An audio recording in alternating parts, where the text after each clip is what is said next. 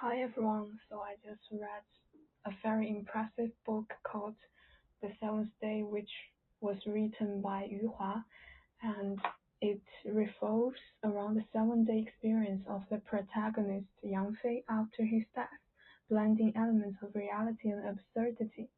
In the story, after his death, Yang Fei enters a land of no burial, between life and death, where spirits without graves gather.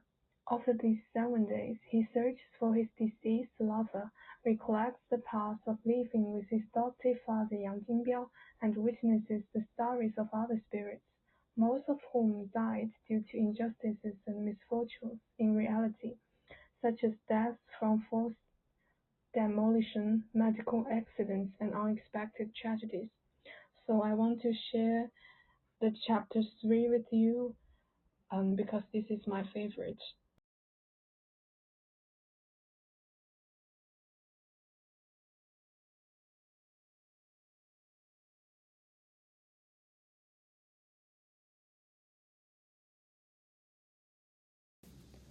I wander on the border between life and death. The snow is bright, the rain is dim, and I seem to be walking both morning and evening at the same time. I have tried several times to walk towards that rental house, where Li Qing and I left traces of our long-awaited reunion. But today I cannot get close to it. I attempt to approach it from different directions, yet I always fail to get near. It feels as if I am walking in stillness, and that rental house is within sight, but out of reach. I recall that when I was a child, I once held my father's hand, trying every means to walk under the moon. But after walking a long way, the distance between the moon and us remained unchanged. At this moment, two shining railway tracks grow under my feet and stretch forward, their hesitant appearance like two lost beams of light. Then I see the scene of my birth. After a train departed into the night, I was born between two railway tracks. My first cry was under a sky full of stars, not amid a storm. A young switchman heard my fragile cry and walked along the tracks. Another train rushing from afar made the tracks tremble. He held me to his chest, and then the train rolled past in front of us. Thus, after one train left and before another train arrived, I had a father. A few days later, I got my name, Yang Fei. My father's name was Yang Jingbiao. The way I came into this world was extraordinary. It was not in a hospital delivery room or at home, but in the narrow toilet of a moving train. 41 years ago, my birth mother, who was 9 months pregnant, got on the train. I was her third child, and she was going to her hometown to visit my critically ill grandmother. When the train slowly pulled into the station after more than 10 hours of travel, she felt a slight pain in her abdomen. She didn't realize that I, in her belly, was impatient because I was still more than 20 days away from the due date. My elder brother and sister were born on time, so she thought I would be the same. Therefore, she thought she just needed to go to the toilet. She got off the bunk, walked unsteadily towards the toilet at the junction of the carriages with a big belly. When the train stopped, some passengers got on with large and small bags, making it difficult for her to walk to the toilet. She carefully squeezed through the oncoming passengers and their bags. When she entered the toilet, the train started moving slowly. At the same time, the train was very simple and the toilet required squatting. A wide round hole allowed her to see the rows of railway sleepers flashing by below. My birth mother couldn't squat down because I in her belly blocked this action. She had to kneel down, ignoring the dirt on the toilet floor. After taking off her pants, As soon as she exerted herself, I was born and slipped out of the toilet's round hole. The moving train instantly broke the umbilical cord connecting me and my birth mother. It was the opposite speed of my sliding down and the train moving forward, that broke the connection between me and my birth mother, and we lost each other quickly. My birth mother fell there due to a sharp pain. After a while, she felt her belly was empty. She looked for me in panic, and then realized that I had fallen out of that round hole. She struggled to get up, opened the toilet door, and cried out to a passenger waiting outside, "My child, my child." Then she fell down again. The passenger hurriedly shouted into the carriage, "Someone fainted." First, a female flight attendant came, followed by the conductor. The female attendant first noticed the blood from my birth mother's lower body, so an emergency announcement was made on the train, asking medical staff among the passengers to rush to carriage 11. Two doctors and a nurse among the passengers came over. My birth mother lay on the aisle of the carriage, crying and begging for help, but no one could understand what she was saying, and then she fainted. They carried her to the bunk, and 3 medical staff gave her first aid while the train continued to move forward at high speed. At this time, I was already in the small house of that young switchman. This young man, who suddenly became a father, looked at loss at me, who was all purple and crying non-stop.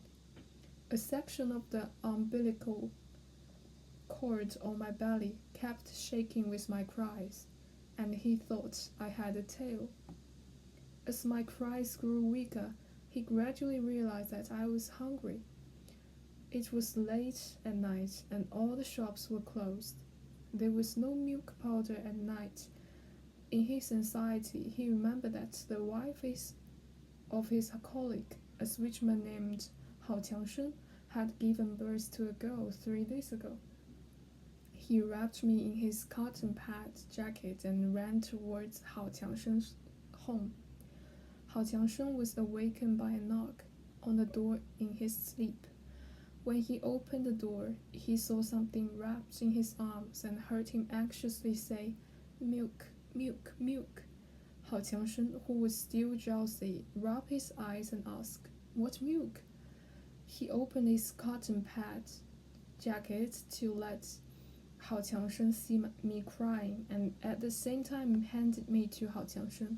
Hao Qiangshen was startled, took me like a hot potato, and walked into the inner room with a surprised look. Hao Qiangshen's wife, Li Yuezhen, was also woken up. Hao Qiangshen said to her, "It's Yang Jingbiao's." When Li Yuezhen saw me, all purple, she knew I was just born. She held me in her arms, pulled up her coat, and I quieted down and sucked the first milk in the world.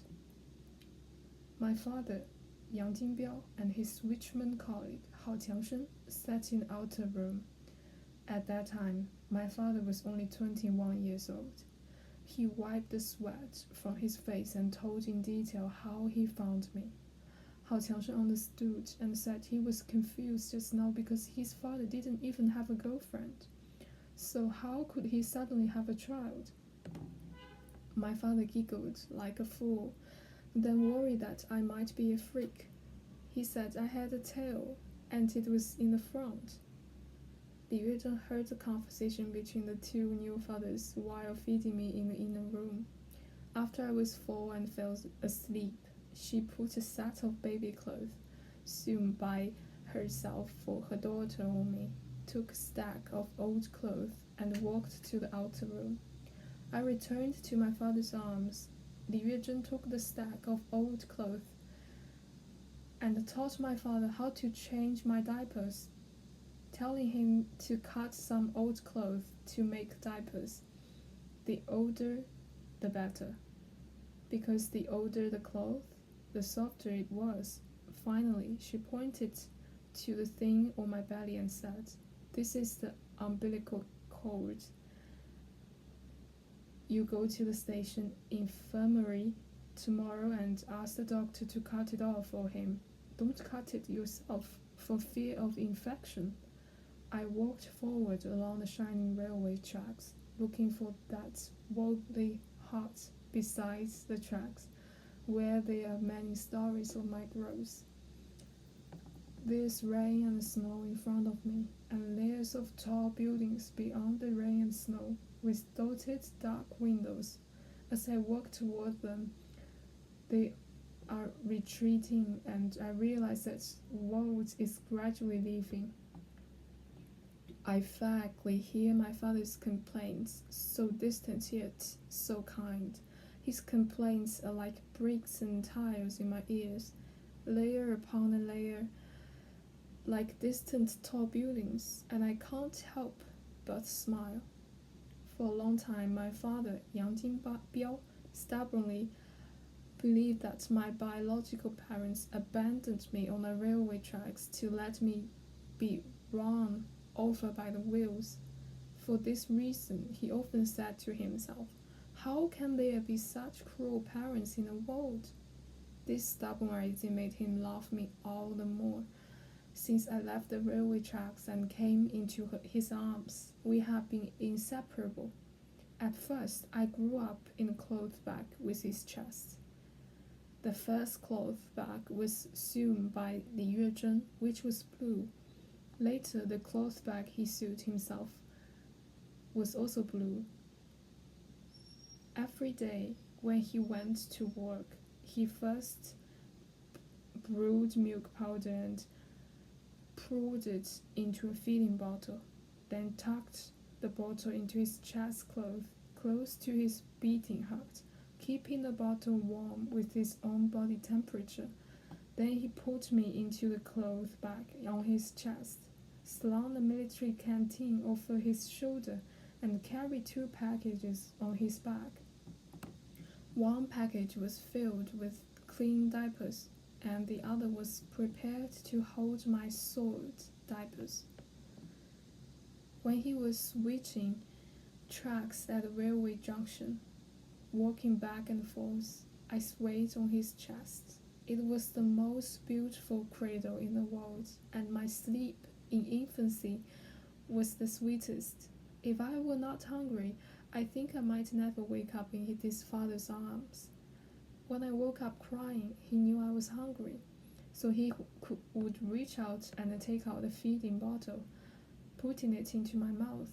I grew up day by day by sucking the feeding bottle and my father's body temperature. Later, when I woke up hungry, I no longer cried, but reached out to feel for the feeding bottle on his chest. This action made him overjoyed. He ran to tell Hao Qiangshen and Li Yuezhen that I was the smartest child in the world.